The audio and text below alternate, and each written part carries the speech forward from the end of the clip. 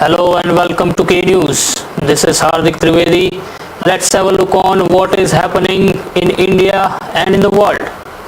As much as US dollars 273 million in federal coronavirus aid was awarded to more than 100 companies that are owned or operated by major donors of President Donald Trump's election efforts, according to an Associated Press analysis of federal data. Many were among the first to be approved for a loan in early April, when the administration was struggling to launch the lending program, and only 8 businesses had to wait until early May before securing the aid, according to AP's review data released Monday. The Trump-connected companies obtained the aid through the Paycheck Protection Program, which extends a lifeline to small businesses struggling to navigate the pandemic. Fast food chains, oil and gas companies, and white-collar firms were all granted a slice of more than US dollars 659 billion in low-interest business loans that will be forgiven if the money is used on payroll, rent, and similar expenses. All told, the Trump supporters who run these companies have contributed at least US dollars 11.1 million since May 2015 to Trump's campaign committees. The Republican National Committee and America's First Action, a super PAC that has been endorsed by Trump. The AP Review Fund, each donor gave at least US dollar 20,000, but the distribution of relief money is coming under heightened security after the Trump administration initially refused to reveal which companies received loans, only to cave under growing pressure from Congress.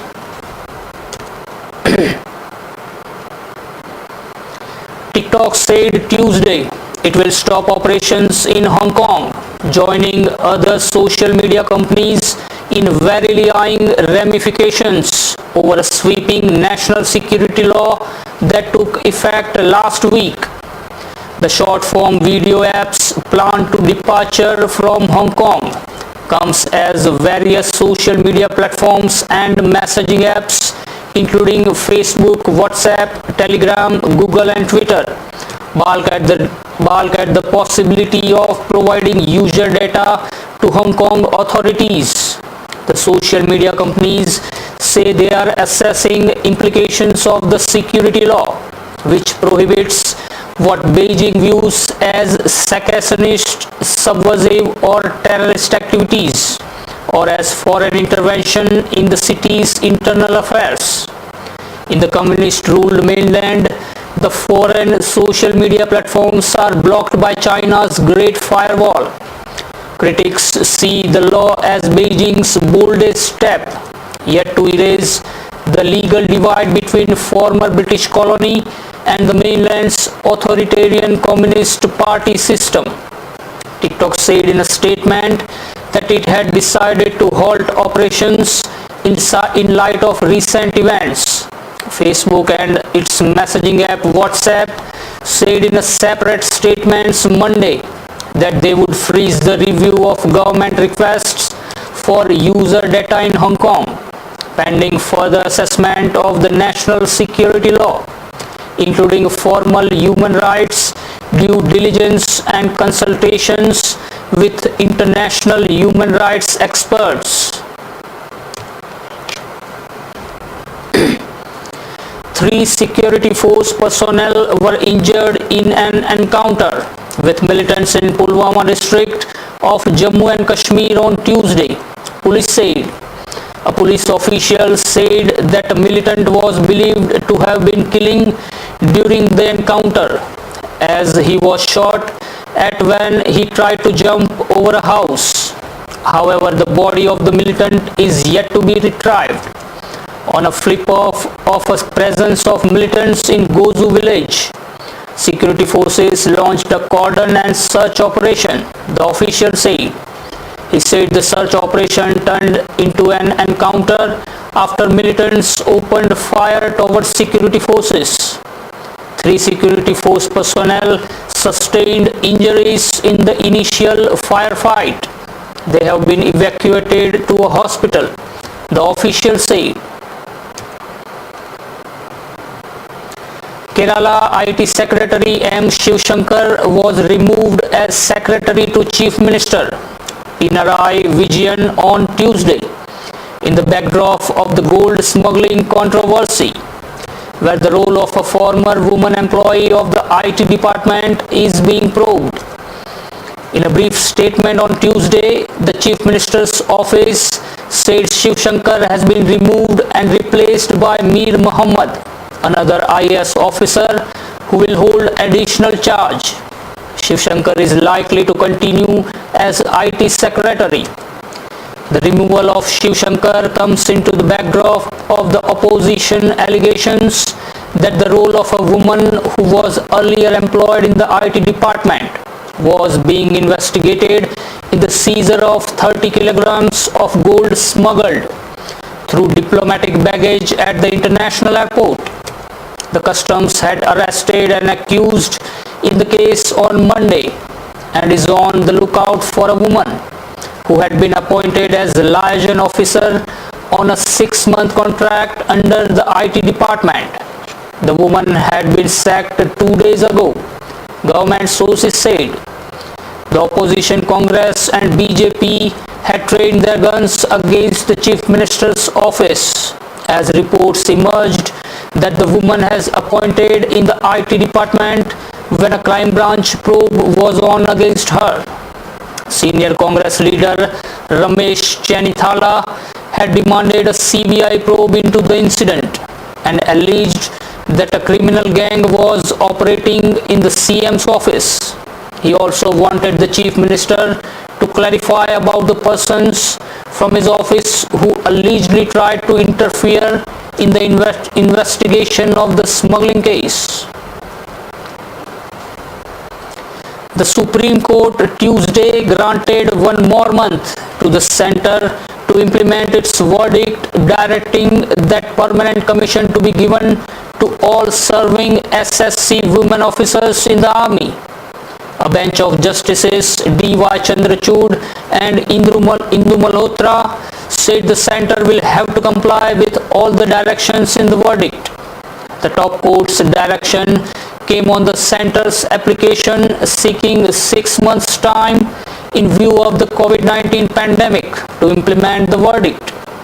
In a landmark verdict on February 17, the top court had directed that women officers in the army be granted permanent commission and command postings, rejected the centre's stand of their psychological limitations as being based on sex stereotypes and gender discrimination against women. It had directed the centre that within 3 months all serving short service commission women officers have to be considered for permanent commission, irrespective of them having crossed 14 years or, as the case may be, 20 years of service. It had said the question of combat posting of women officers is a policy decision and was not dealt by the Delhi High Court in its 2010 verdict. The top court accepted the centre's policy of February 25, 2019 to grant permanent commissioner to SSC women officers in all the 10 streams in the Indian Army. Despite this policy, centre's stand in the matter before the top court was that provision of Army Act contemplate that women will be eligible for enrollment only in those segments which the government permits. The top court had said that women officers have got numerous commendation certificates and laurels and that track record of service to the nation is beyond reproach. India's global real estate transparency index ranking has improved by 1 notch to 34 on the back of regulatory reforms, better market data and green initiatives, according to property consultant JLL. India was ranked 35th in the index during 2018 biennial survey, while the country was 36th position in 2016 and 39th in 2014. The country's real estate market is currently placed in the semi-transparent zone. The United Kingdom ranks first in the list of 99 countries, followed by the United States, Australia, France, Canada, New Zealand, the Netherlands, Ireland, Sweden and Germany. Mainland China is at 32nd position. Chinese Taipei at 23rd. Sri Lanka is at 65th position, while Pakistan is at 73rd. Top 10 countries are categorized as highly transparent, while those in the 11th position to 33rd are termed as transparent. The country ranks 34th globally on the index, with higher levels of transparency observed in India due to regulatory reforms, enhanced market data and sustainability initiatives, JLL India said in a statement. Markets were mostly lower in Asia on Tuesday as expanding coronavirus outbreaks dimmed hopes for a global recovery, despite an overnight rally in tech shares that pushed the Nasdaq Composite to another record high. Japan's benchmark Nikkei 225 dropped 0.6% to 22,577, and South Korea's Kospi lost early gains to fall 0.4% to 2,180. Australia's S&P ASX 200 edged 0.1% lower to 6,008. Hong Kong's Hang Seng shared 0.5% to 26,376, while the Shanghai Composite gained 0.8% to 3,359. Government stimulus and hopes for an economic turnaround have kept investor sentiment upbeat. Prakash Sakpal and Nicholas Mapa, senior economists at an ING, said in a report, but pandemic uncertainties are looming and the situation is fragile. Investors continue to look past the sustained pickup in new infections in the southern part of US as well as other parts of the world like Israel, but a sustained influx of downbeat reports could change sentiment, the report said. The fallout from the pandemic has sent financial earnings plunging at many Asian companies, including giant Japanese exporters like Toyota Motor Corp. The recovery is not expected until overseas consumption pickups. Suspended SCBA Secretary Ashok Arora withdrew his plea from the Supreme Court on Monday against the bar body's May 8 resolution, suspending him from the post, saying the Delhi High Court has taken note of his lawsuit on the issue.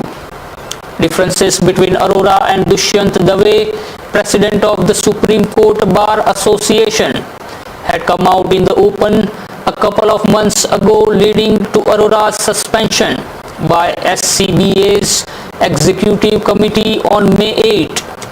Arora's suspension followed his calling the emergent general meeting of the lawyers' body from May 11 to deliberate the removal of Dave as SCBA president.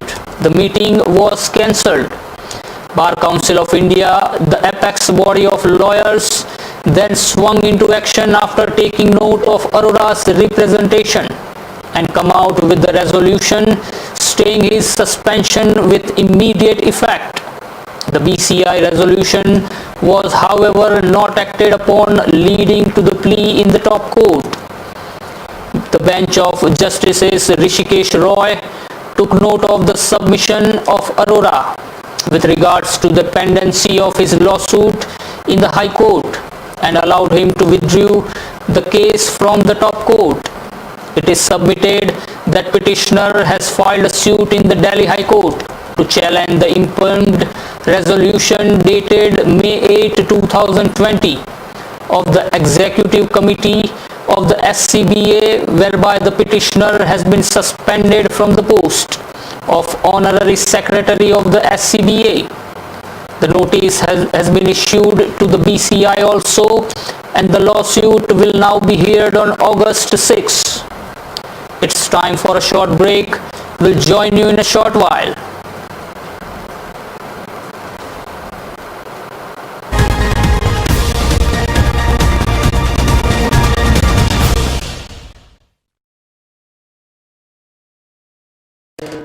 Vex we have done the fun with the cooler number one. Ek chase ko more fun, unte cooler number one. Ek don't run from the sun, unte Kinston number one.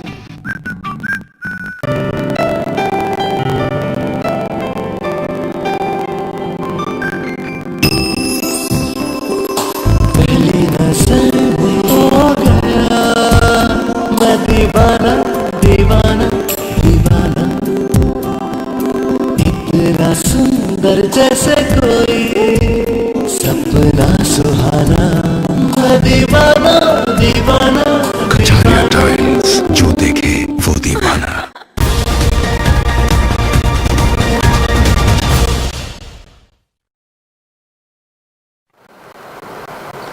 Welcome back to K News and thank you for watching.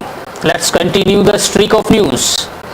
The World Bank and the Government of India today signed a loan agreement to enhance support for the Namami Gange program that seeks to rejuvenate the Ganga River. The second National Ganga River Basin project will help stem pollution in the iconic river and strengthen the management of the river basin, which is home to more than 500 million people.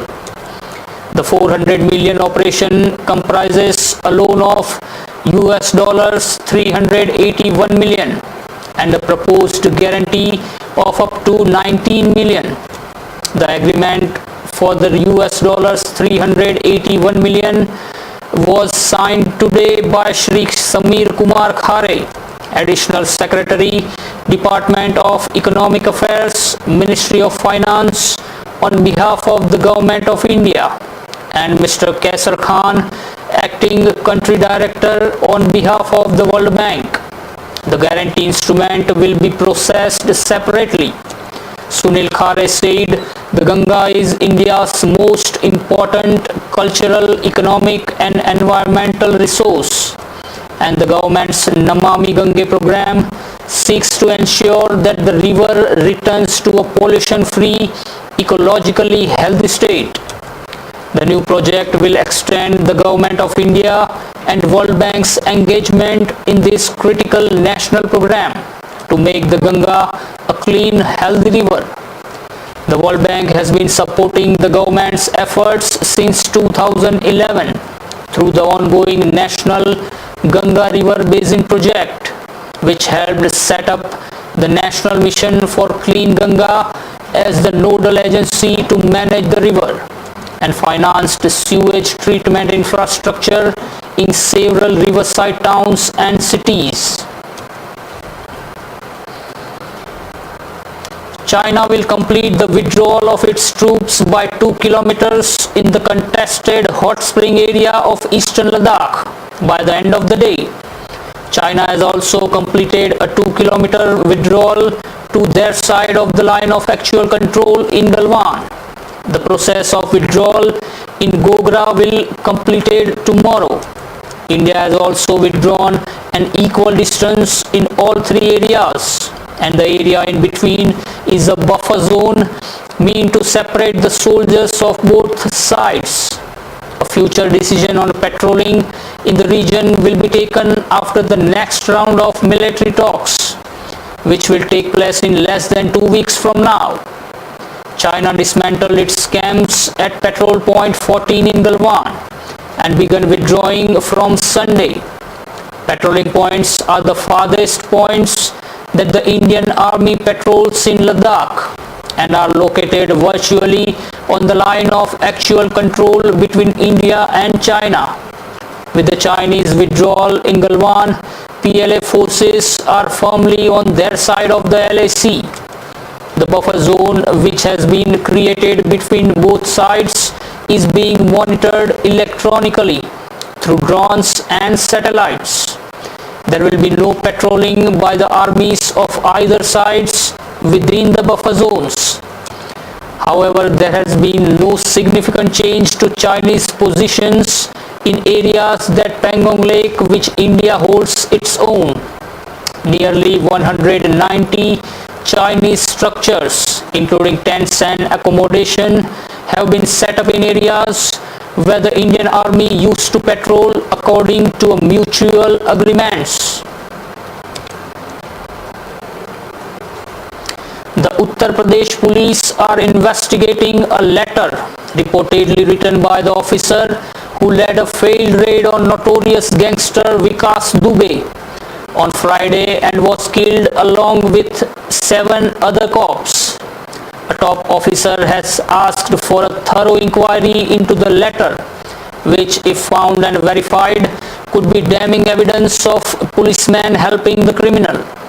Vikas Dubey, allegedly tipped off about the raid by an insider in the police, is missing since the massacre of cops.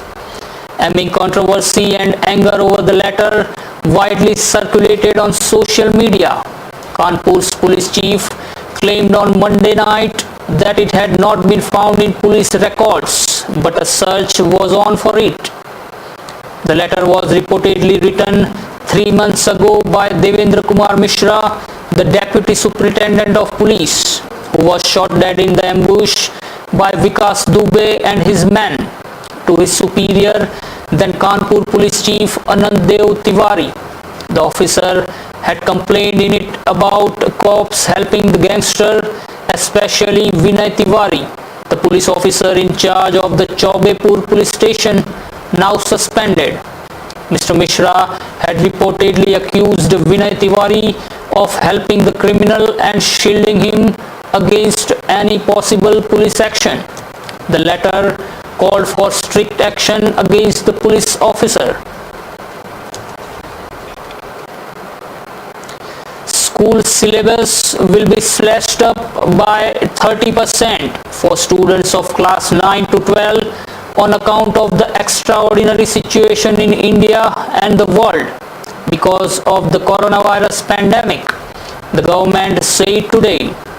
The courses will be rationalized to lighten the load while retaining the core concepts.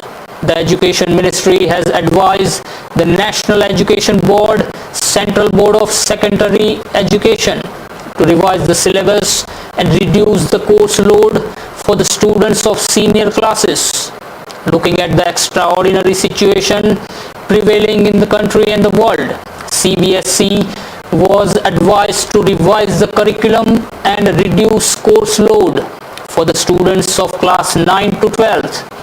Union Human Resource Development Minister Ramesh Pokhriyal Nishank tweeted, the CBSE said the worldwide health emergency, besides the efforts to contain the spread of the virus, had resulted in loss of classroom teaching. Therefore, the board has decided to revise the syllabus of class 9 to 12 for the academic session 2020-21.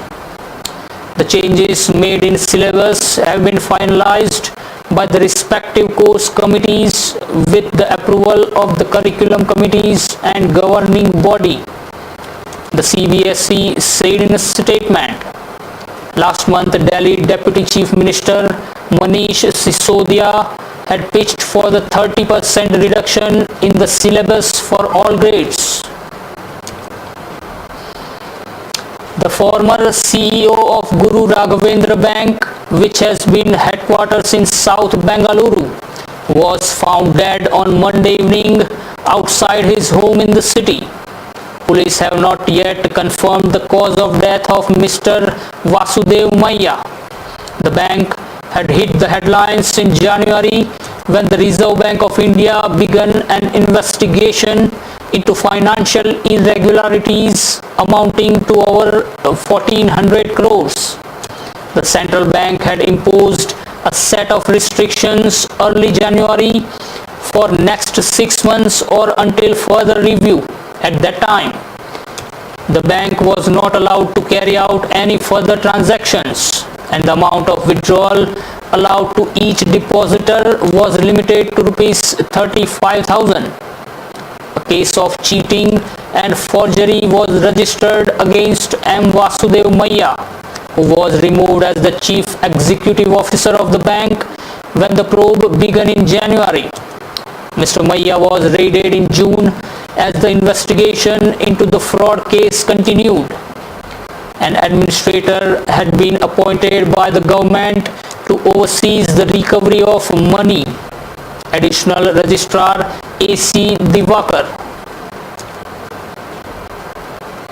The S&P BSE Sensex and NSE Nifty 50 indices rose for fifth day in a row on Tuesday, led by gains in banking, financial services and information technology shares. For most part of the day, the benchmarks swung between gains and losses and switched direction at least 5 times during the session. However, buying in Infosys, ICICI Bank, Bajaj Finance, HDFC, IndusInd Bank helped the benchmarks to close at fresh 4-month highs. Sensex advanced 187 points or to close at 36,675, and the Nifty climbed 36 points to end at 10,800. Rally in the markets came despite rising COVID-19 cases in the country. Meanwhile, 6 of 11 sector gauges complied by the National Stock Exchange ended higher, led by the Nifty Bank and IT indexes 2% gain. Auto, financial services and media shares also witnessed buying interest. On the other hand, metal, infrastructure and energy shares witnessed selling pressure. Mid and small cap shares also witnessed buying interest as Nifty Mid Cap 100 Index rose 0.4% and Nifty Small Cap 100 Index rose 1%. Bajaj Finance was top Nifty gainer. The stock rose 8% to close at rupees 3,350. IndusInd Bank, Bajaj Finserv, Eicher Motors, ICICI Bank and Infosys also rose between 3.4 to 5.6%. On the other hand, Adani Ports, Power Grid, Grasim Industries, BPCL, ITC, NTPC, Vedanta, Tata Steel and Coal India were among the losers.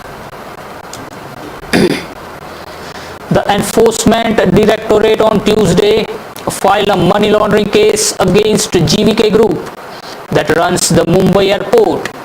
Its chairman Dr. GVK Reddy, his son GV Sanjay Reddy and several others for alleged irregularities worth over rupees 800 crore in the development of Mumbai airport.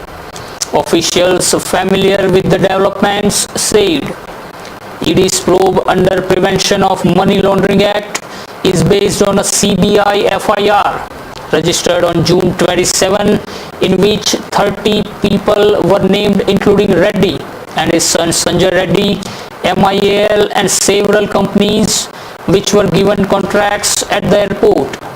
CBI had even searched the premises of GVK in Mumbai and Hyderabad last week. The Anti-Money Laundering Probe Agency will soon start examining the accounts of companies and transfer of funds to ascertain the money laundering. It has powers to attach properties during investigation.